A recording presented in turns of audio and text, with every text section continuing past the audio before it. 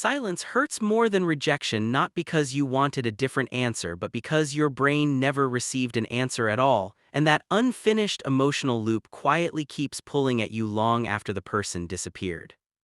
When someone rejects you, clearly there is pain, but there is also certainty. Your brain knows what happened. It can label the experience, process it, and slowly begin to move forward, but silence offers no such closure.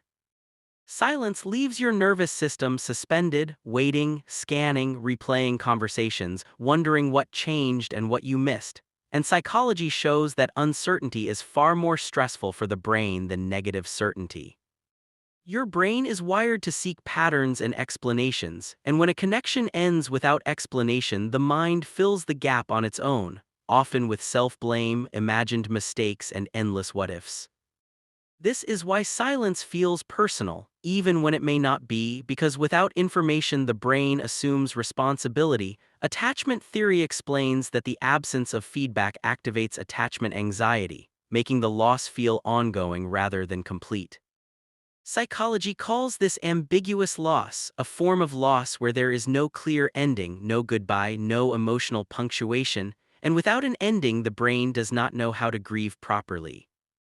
Instead of pain peaking and then declining, silence creates a low-level emotional ache that lingers because the nervous system keeps expecting contact, keeps checking for signs, keeps hoping for resolution.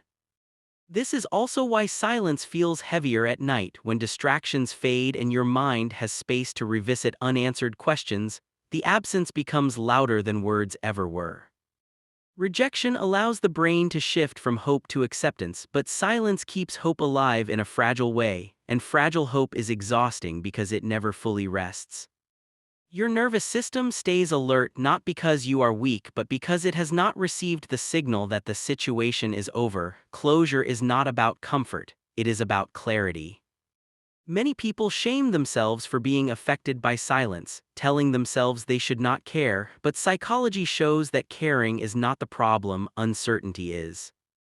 When clarity is removed, the mind works harder, not smarter, trying to protect you from future pain by understanding what went wrong, even when no answer exists. Silence hurts because it interrupts emotional processing, it traps your feelings mid-sentence, and the brain does not like unfinished emotional stories.